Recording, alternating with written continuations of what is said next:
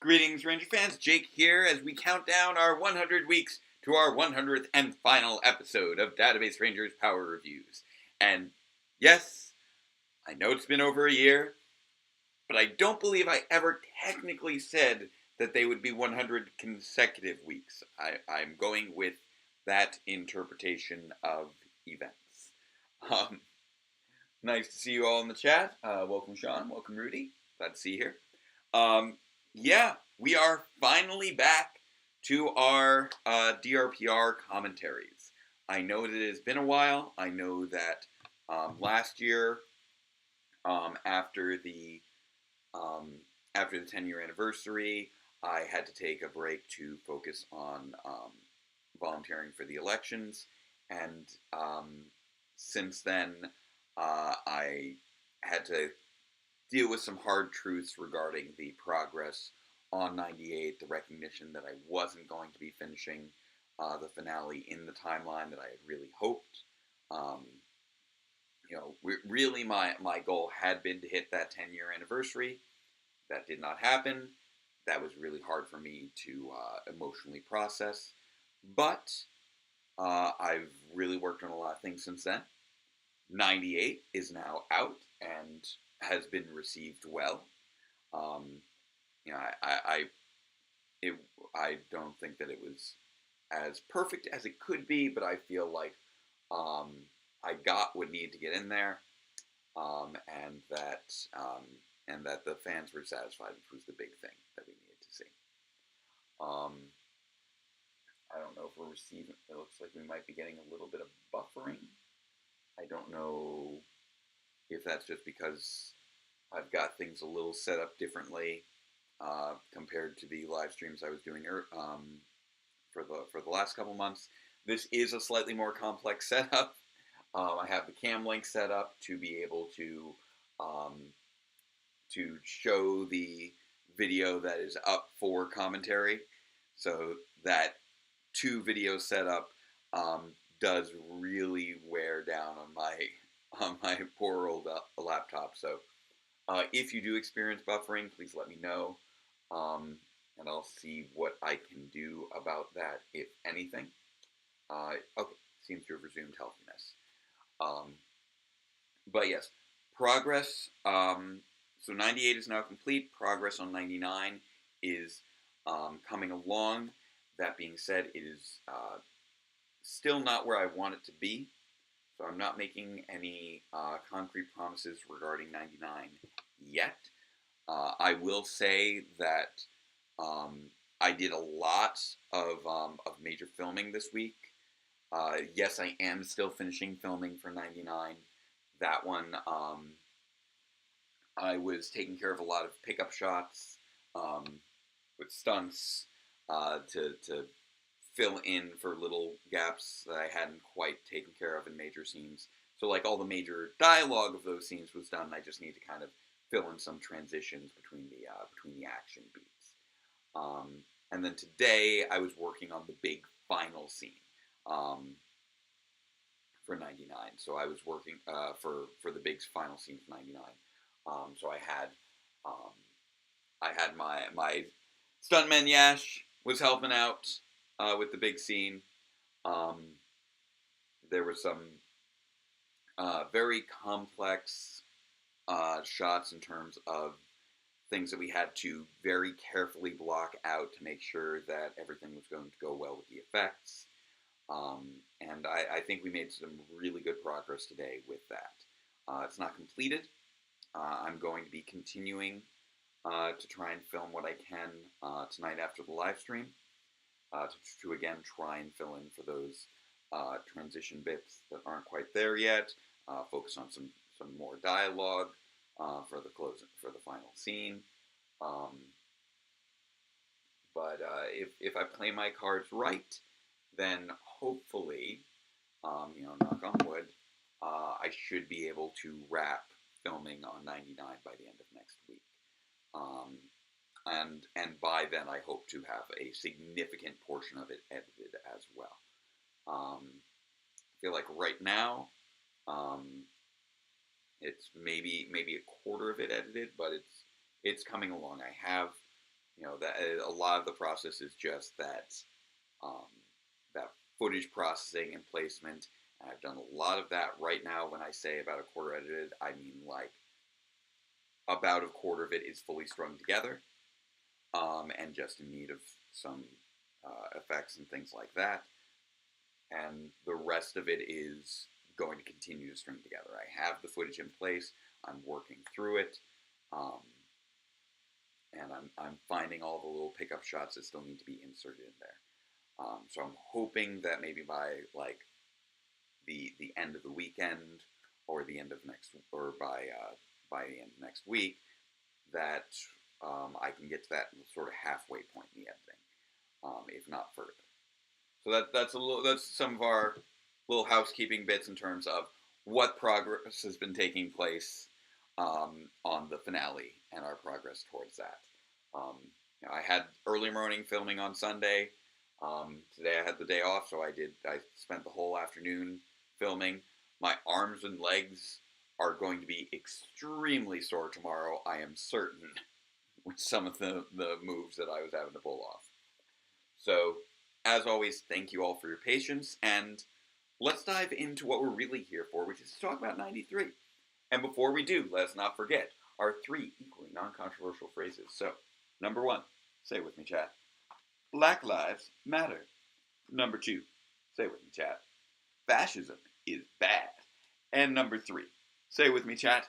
Superheroes are fun. So let us revisit our favorite superhero. 1, Mr. Database Ranger, who is not actually in this episode. As we take a look at episode 93 of Database Ranger's Power Reviews, our review of episode 27 of Power Rangers Time Force, Frax's Fury.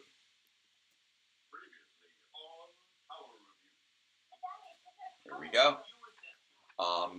Been a little while since we heard that previously on Power Reviews in the live stream. And of course, right off the bat, error fully visible in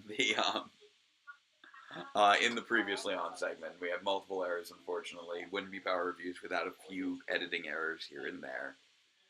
In this case, it was I made an error with the aspect ratio of one of the previously on clip from saying hexagon, along with forgetting to put the black and white on, and apparently some assets stopped being connected. So this episode here, as we are setting everything up, is the beginning of our second part of what I call the Twin Trilogies. This little 6-part arc where Database is completely separate from the rest of the group, and this marks only the second episode to not feature Database Ranger at all. And this was, again, an episode that was, as I've said before, every episode at this point is during the COVID era of Power Reviews. But this is one that is where I feel like it really got hit, because there were a lot of moving parts in terms of filming this episode. As you can see, this is the big guy focus episode. We're looking at what was happening with each character during the events following the big 2-part rescue mission. So each of these has the framing device of the character reviewing what they've been up to. Previously, we looked at Mayo's review of things, and now Mayo is making Guy review things, and we're seeing how we got to that point. So we are seeing, again, them returning in the shuttle, just as we saw in Mayo's flashback, only now we're filling it out a little bit more, and we're seeing a little bit more of what Guy most remembers from these events, and what his experience was. So, and we also are getting that little clip of Kay saying he's gone, which kind of matches up with what we got at the very end of 90. Now, one of the big things that is hilarious about this episode is Dave's hair. There was no avoiding it. Portions of this episode were filmed literally years apart from others, and Dave's hair is just going to expand and contract from shot to shot. There was no avoiding it. We did our best. So, as I was saying, this took place across the course of years. This came out, I believe, in around spring of 2021, but we started filming it in summer of 2019. As you can see here, we have these shots of Guy with the Morpossners, but the Morpossners actually wrapped filming in August of 2019. So this was part of one big filming day that we did with them,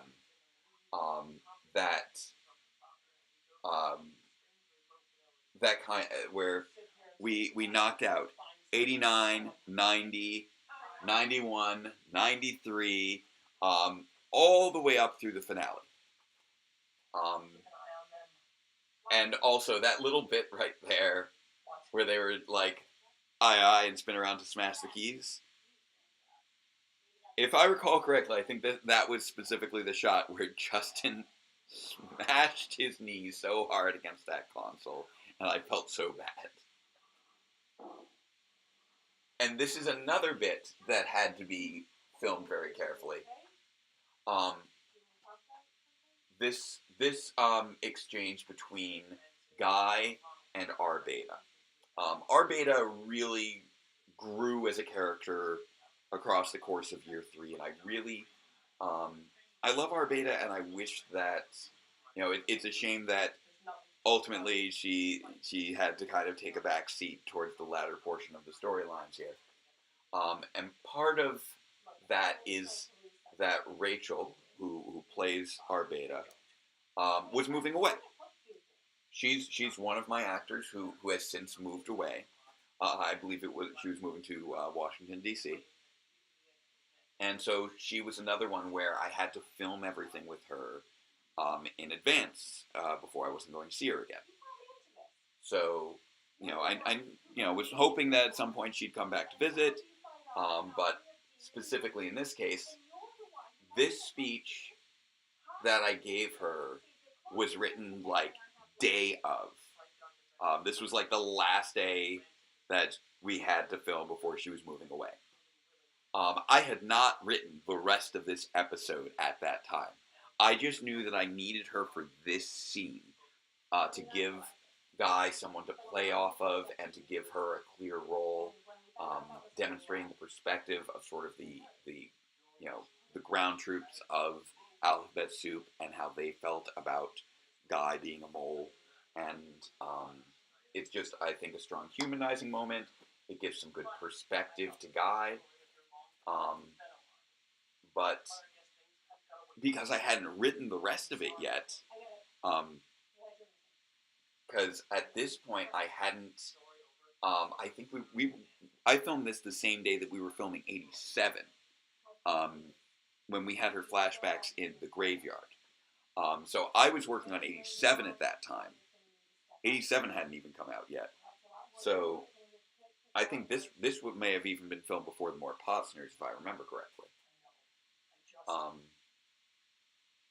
So I had to sort of work out this whole conversation and then figure out after the fact where it's where it was how it was all, the scene was all going to fit together, how the blocking was going to work out, because I didn't finish the script and I wasn't filming with these guys until way after. We also had the challenge of so actually I think a number of portions of 93 were filmed in 2019, despite the fact that 93 ultimately came out in 2021, because this was also filmed in part right before Dave's first child was set to be born. Dave and his wife have 2 children, and their first child was due to be born um, that March. So I was trying to film everything I could with him for '93 before, um, before he was going to have to be dealing with the birth of his child. Um, and then, he was busy with his kid, and we were like, okay, you focus on your kid. We'll get the rest of it eventually. And then a pandemic happened. So this episode, it got put together very piecemeal in many regards, which is why we have, the clear changes in hair length for Dave or for the character of Guy as he's going from shot to shot. So, like for instance, everything where he's standing in the hallways talking to people, that was all filmed way earlier than the majority of stuff. And then we set things up with his flashback things, and you can see it very starkly here. That was years later when we were able to meet again to do all the stuff in the quarter, in Guy's quarters. And then this was another case of a big chunk of block filming with Betsy and Marty, who played the directors.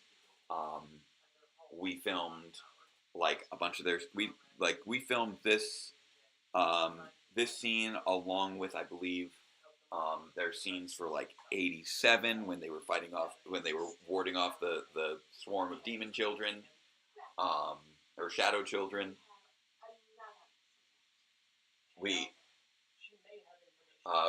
We just had a big session where they sat down, we ran through all these scenes, and they're great to work with. Unfortunately, I think that this day may have been the last day that we actually ended up filming with Marty. I have had to write around some things with his character because unfortunately he was having some health problems and didn't feel like he could continue filming. So I got what I needed from him for the rest of the series. I just had to make some adjustments. So this is one of those things where maybe I could have filmed more if we hadn't had the long delays due to COVID. It took a while to really be able to film with all these people. And yes, the directors being extremely opportunistic. This is I really wanted to make sure that while Database is off dealing with the major threat of the landlord, we had a clear series of threats for the rest of the team for them to deal with. In the first part with Mayo, we have the challenge of cracking through K Alpha's shell and what's going on with her. Here we have Guy engaging in his sort of careful battle of wits with Alphabet Soup, and most notably the directors, and them trying to sway his allegiance. They recognize that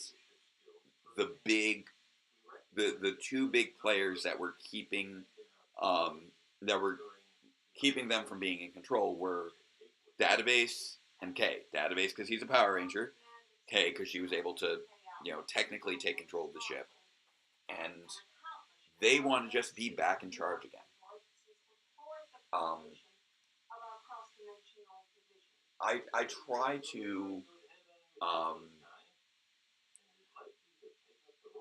I try to recognize that any villain, in any realistic villain, very rarely sees themselves in a villainous light. The directors of Alphabet Soup, yes, they are extremely opportunistic, but they are acting in what they perceive to be the best interests of humanity. As many people in high positions of authority may behave, they'll think that they know best, and therefore them being in charge is the best thing, regardless of whether or not they are actually going to be taking the best actions while in charge. Um, and clearly there's parallels between them and Mr. Collins in the Power Rangers episode, in this episode Time Force. Um, when I was thinking over what was going to go into these like final episodes of Power Reviews, which episodes would get reviewed,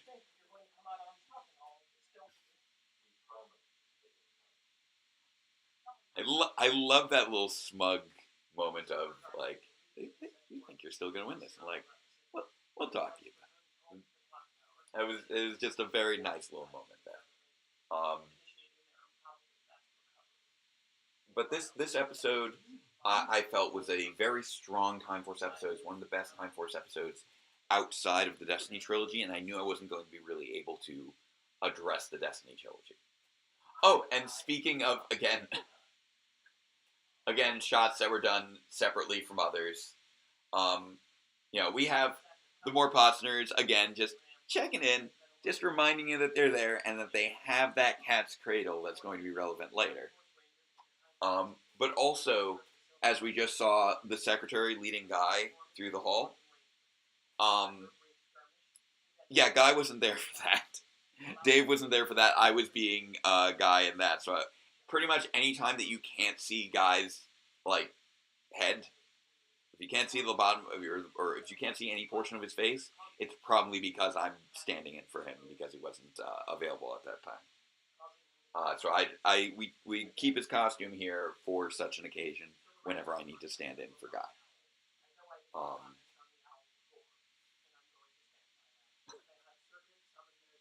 and this little bit where with Guy just talking about the Zords is just classic deadpan Guy.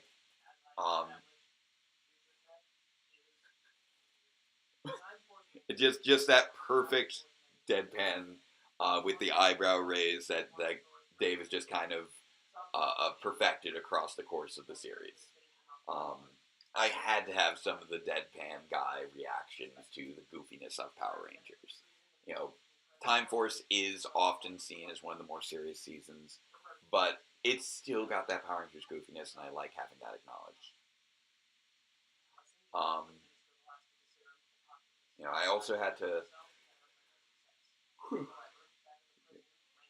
set things up to make sure that you know all these shots were still going to work, even when I didn't have the characters there at the same time. So again, like these shots with MJ were filmed, um, long after we'd filmed Dave's side of things. Uh, so much of this was one that was really a challenge in so many respects to piece together, but it was also one that's interesting in that it's a middle chapter. It's really playing with a lot of intrigue. It's really working on putting pieces in place, building up character conflict, and paying off with reveals that have just been set up um, well in advance. This exchange between Guy and Dr. K is just so raw, and it's these characters just each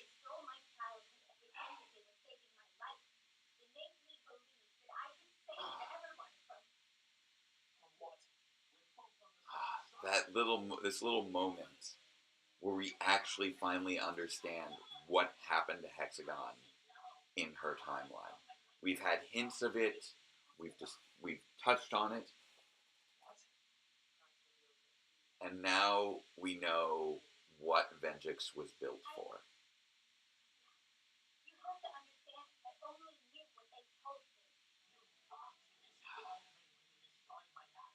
It's and it goes hand in hand with obviously we're having this big moment between villains in the Power Rangers episode, and here we're having this big moment between the heroes in Power Reviews. Um, we have, and this is also the origin of Vengeance that we've never quite touched on in the show. In that's my sort of soft retcon for how Vengeance operated. You'll note they referred to him as being recovered from a mission to the moon. The idea is that he was constructed from the original source code from the original Vengeance from Forever Red. That's the implication here. And this is the moment when Guy finally realizes that Kay is responsible for the end of a world. It wasn't his world, but it was a world. And it was a world full of Power Rangers that she ended. Oh, and that's that little moment. You can almost see my face when I'm being Guy's shoulder there.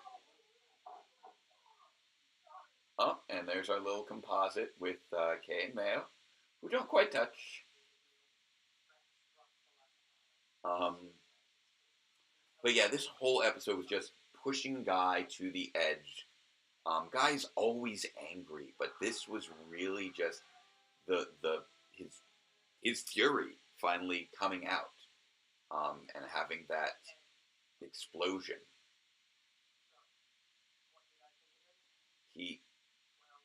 And this was something that I tried to build up to the episode, to that moment, with all these little moments along the way. Just at the end of each conversation, you just get this moment where he's about to say something, and he thinks better of it, he frowns, and he walks away. He tries to say something, he's about to say something, and then he frowns, thinks better of it, and walks away. And we see that punch in the wall, as he's so frustrated. And one of the big things is that he can't really fully admit to himself how worried he is over Database. Like, Database is basically his closest friend, in many respects. And it's something that doesn't really get addressed too often. They've really grown as characters, and they've grown to trust each other and rely on each other. And Guy's always thought of himself, sort of as a loner, but losing somebody I actually really cares about is hitting him hard. We saw Mayo really being hit hard with it. Now we're seeing Guy get hit hard with it. Yes. So he's not the original personality, but he is based off of him. So the idea is that his AI program was used as the basis for Vengeance. Not too dissimilar to how Vengeance was used as the basis for Evox. Evox, I'd say, is still managed to retain at least most of the memories, whereas Vengeance, the virus versus the Machine Empire General, more so just maintained that disdain for humanity. And here we get these little touches of what the other characters are doing. I love the idea that, our beta is so... Ooh, and that little moment there of the door opening and you don't know who's on the other side of it. Our beta is just so worried over our alpha, who's really her motivation for even being here. We have the directors being concerned. This episode...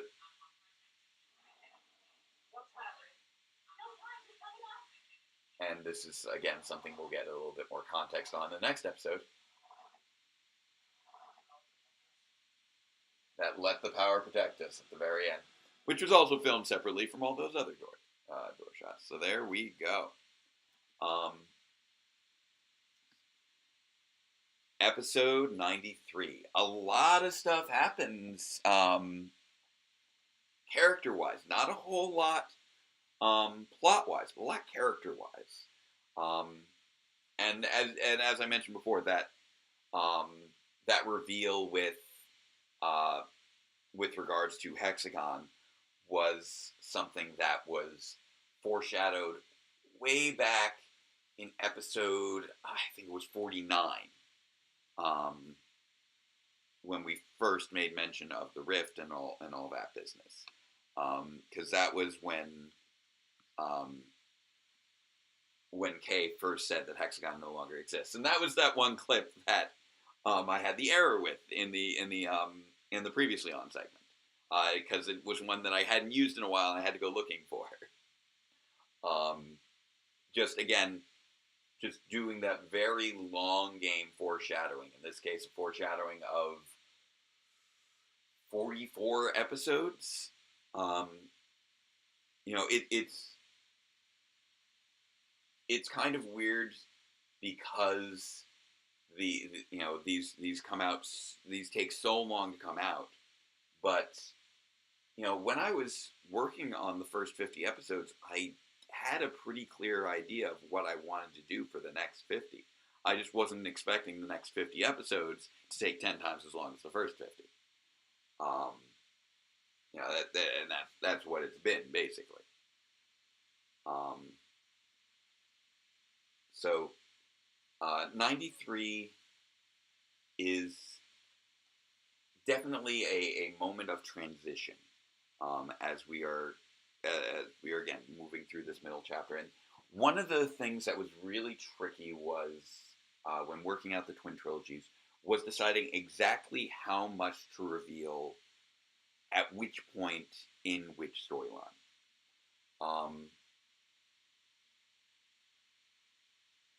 And yeah, Kay is technically responsible for whatever happened to Cassie as well.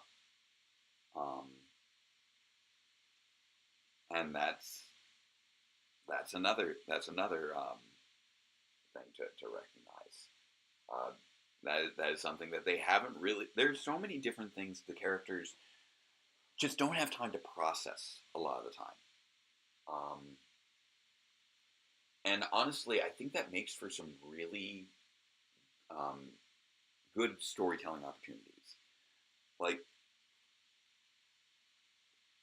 if you're having your characters go through major events, it's important to not ignore them.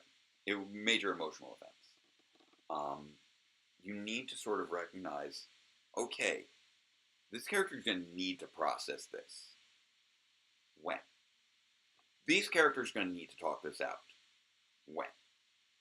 Um, so it took me a while to figure out when I wanted to reveal to Guy that Kay was behind the destruction of the other hexagon. And this seemed like the perfect moment for that, specifically because this is the moment when they need to be really united. They don't have database between them anymore. They don't have that extra point of bonding of database bringing everybody together. They're supposed to be holding each other together without him, and we just get this big sharp schism right here in the middle when they all need to be coming together, and this sort of emotional bombshell drives them apart. And so that's and I had to think through, when is it going to be best to address this? What will be the fallout? How will this impact things moving forward? Are they going to be able to overcome this? How might events shift their perspectives on this conversation? And I don't feel like I got a chance to explore it as much as I would have liked, just because there's so much stuff going on in these final run of episodes. Like 93, although there's a lot of stuff happening from character perspectives here, is probably the last almost slower episode without a huge thing happening. Because it ends on that little moment of, okay, things are about to get real. And the big threat that we'll be seeing in 95 is one I didn't want to reveal too early. And that was one that made it a little bit of a challenge to think about, okay, so what do I provide these characters with to keep them occupied and to keep the stakes, relatively high as we're separate from from the database and landlord story, which is inherently, very tense. Um, so Mayo's story was definitely a lot lower stakes. It was almost a breather episode after the big assault on the landlord's fortress. This one just kind of ratchets up the tension before we have the craziness that happens in '95 with the third part of this side of the trilogy. Um, and I knew I couldn't reveal what it was that Guy saw because I didn't want to potentially spoil the reveal of the next episode. Because at this point we're starting to get into, okay, who are these characters really? Who's actually been behind all of this? Who survived, who you didn't think was going to survive? And if you've seen, those more recent episodes, you know exactly what I'm talking about. Because we get those big character reveals in '94 and '95.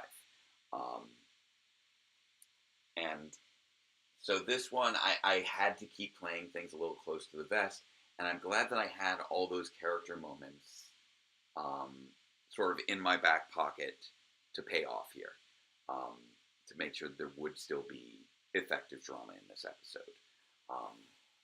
Whether it's Guy dealing with the frustration over losing database and not really trusting K Alpha, who spends her time being interrogated while he's dealing with the directors, and then he's dealing with the frustration of with the pressure from the directors to try and join Alphabet Soup, which he declines, but at the same time, he's making an active choice to be on K's team versus Alphabet Soup's team. Alphabet Soup is trying to make their case, and he's like, no, don't trust you, I trust K. And then he finds out that he doesn't trust K. And he doesn't know, and this is right after he found out how much the rank and file of Alphabet Soup felt betrayed by his actions. And he's like, I did all of this for this side, and now I don't know if it was the right thing anymore. Because this person destroyed a world. And that's just such a betrayal in so many respects, in terms of his emotions and his motivations. He's like, I don't know what I should be doing. And that's why that's the breaking point for him. I wanted to feel like a natural breaking point. We had the little tease at the end of Mayo's episode 91 of him yelling, no, off screen. And this episode was just all about leading up to that breaking point. And him learning to work through those emotions. This review is basically a chance for him to cool down so that he can potentially deal with the threat that he's about to deal with. So again, the reviews always serve some narrative purpose, even if it is largely just as a framing device. The parallels between the blurring of heroes, villains, who you trust, who you don't trust, who you can rely on for help, who you can't, felt very in line with what we were looking for here. And that fury seemed very much in line with Guy's overall vibe as well.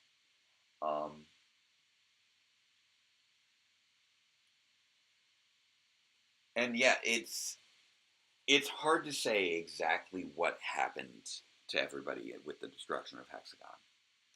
One thing that we learned in RPM was that we don't know what happened to the rest of humanity. We know that a lot of them were taken out, but there were survivors that Kay never knew about. There were plenty of cyborg conversions Kay never knew about. So we don't really know what happened to the Rangers in that world.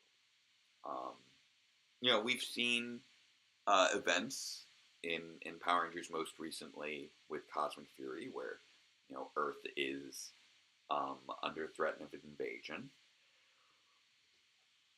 and all the other Ranger teams do get captured or defeated, but they do end up surviving and coming back and helping out in the end. So it's hard to say exactly what happened to the Rangers of that world. And I do kind of like leaving that somewhat open-ended, much like RPM kind of did. This episode also, because it was during kind of the height of COVID that I was trying to put it together, we had to get the voiceovers for Guy's portion, because we had focused on making sure we had all the shots, knowing that voiceovers would be easy to get later. We wanted to make sure we had all the shots we could until he had to, go be a dad. But then COVID happened, and the way we actually ended up doing the voiceovers was I drove by his house and left my camera in his mailbox for him to come out, pick up, record all the voiceovers, and then I drove by to pick it back up. Because we were still doing social distancing, we hadn't been vaccinated yet, so we had to find workarounds to make things work. And then towards the end, we finally, we got vaccinated. We were able to finally get those last few shots. I was able to meet up with people I wasn't able to meet up with before. This was the point at which I started being able to film with people again. It was only really one at a time. Whether it was some stuff with Peggy as the secretary, or bring Dave back in to finish up his work as Guy. Again, hair being different sizes from shot to shot, because they were filmed at so many different points in time. But you work with what you got. Like, there are so many different shots here where I would have loved to be able to have the characters actually playing off each other, but it's not practical with my resources. There's a reason I do so much shot reverse shots, so much, shoulders up shots for people, and it really comes down to it's not really possible for me to just have a day of filming on a full set where everybody plays opposite each other, they rehearse, they act out the scene in full, and we edit it together from that. Because these are not paid professional actors, and I don't have a set that accommodates that kind of performance. I need to set up one wall, they do something in front of one wall, then I got to put a different wall there for the other person to do the thing. And I would love to be more creative with my framing of my shots, but I just don't, I have here, a spare bedroom, just like in the old place. This one's a little bigger than that one, but only by a little. So I can only do so much. Like, I wanted for that punch to the wall, for that to be something that shared a shot with Rachel walking in. So the door opens, and as she's walking in, she, that punch just goes straight across the foreground. So she would have been far in the background, that punch comes straight into the foreground. But I couldn't film that before Rachel had to leave. And I didn't have enough depth of space to even be able to film that, really. And I was considering maybe I could try compositing it, but it didn't work out. But this one also, really teases a lot with what's coming up next. We have the little tease of the more Potsners playing with the cat's cradle. We have the little tease of, the alarm going off. We have the little tease of who opened that door on our beta and what's about to happen to her. This is really where I try to ramp up the dread of what is happening on this ship. I wanted to really build up the idea that since K Alpha came on board, things aren't quite right. And something's up, and there's some threat, but they but you don't know what. And it takes a while for us to get there. We don't really get to see it until 95. Um, and hopefully, you all think that it is a satisfying reveal. 95 was definitely a very challenging episode as well, um, although for slightly different reasons than 93. 93 was um, just the main characters of 93 were just all on the verge of not being available anymore, and that was something that I had to deal with regards to that. 95 was a lot more challenging because there were more complex effects and um, more group shots and need to be group shots. But we'll talk about that when we get to 95. Um, oh, and then the idea of um, the Jason versus Tommy Civil War. Yeah, I do believe that was part of the Mythbaumics original pitch for Hexagon. Yeah, that could have been another thing that prevented them from um, learning about Vengeance in advance. Um, I really do try to play within the bounds of the continuity of the series.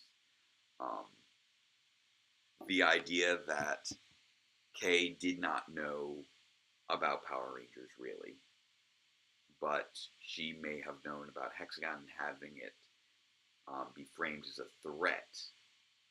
Um, I think is would have been a pretty realistic move for Alphabet Soup to try and pull. These are sorts of things that we see in real life where you can justify um, you can justify horrible actions so long as you think that you're fighting the bad guys. And that's the implication of what Alphabet Soup did to Kay, and what Alphabet Soup does to themselves. They convince themselves that they're fighting the bad guys and use that to justify terrible actions, because you do whatever you have to do to beat the bad guys. And no matter what, you must be the good guys because you're the ones fighting the bad guys. That very, protagonist-centered morality kind of feeling. But at least today I'm not talking about two different episodes of Power Rangers. I'm just talking about this single episode of Power Reviews, and I think we're probably nearing the end of running our course on that. Obviously, I have had plenty of stories with regards to this one on how challenging it was to film due to the interruptions of COVID and child being born, and people moving away, and people no longer feeling up to continuing filming. This was a transition point not only in the story but kind of for Power Reviews as well. And after this point is when the big new reveals start hitting. Not just reveals that characters are making to one another that the audience may have already known about in part. We're going to start getting into the reveals of the things the audience had not been informed about at all. So 94, 95, 96 is where, we hit the ground running again. Then we have 97, 98, 99, and 100 as the final four. So only 7 more commentaries to go. I'm going to do my best to ensure that these are consecutive commentaries, but I'm not making promises at this point.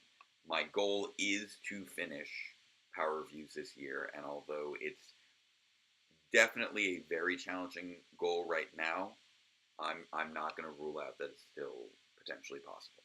It's going to take a lot of work, and a lot of it rides on how well I'm able to complete 99. If I can complete 99 in the timeline I want, then I'm confident I can complete 100 in the timeline I want. but however long it takes for me to finish 99, that will give me a pretty clear idea of how much time I need to finish 100. Because 99, I would say, is a more challenging episode than 100. 99 is sort of the climax, the culmination, the final confrontation in many regards, and then episode 100 is really that final farewell to the series. So weird questions. Okay. Would a Cure Major adaptation be an interesting RPM sequel? I don't know. That could be interesting. I still need to finish Cure Major. I'm nearing about the halfway point. I watch it occasionally. But I still need to finish that one up. So, as I was saying before, I think this is probably a good place to wrap things up. I hope that you're enjoying getting this added insight into the background of Power Reviews once again. I hope that this is up to par with our previous live stream commentaries. That it has been a while. It took me a while to break out all the old equipment again. I've been looking for my cam link forever, and I finally actually found it today. So that was extremely fortuitous. And I'm relieved to know that I can still do this and have everything work. So, with all that said, let us not forget our remaining 3 equally non-controversial phrases. So, number 1, say it with me, chat. Love is love. Number 2, say it with me, chat. Trans rights are human rights. And number 3, say it with me, chat. Robots are cool, even if they're not in this particular episode. Gotta love the return being an episode that I'm not even in. I had plenty to say about it. I just was not in this episode. Alright. So, thank you all again for joining me. If any of you are at Ranger Stop, I hope you have a great time at Ranger Stop. Please reach out if you are down at Ranger Stop. I do want to talk to people who are down there for random purposes.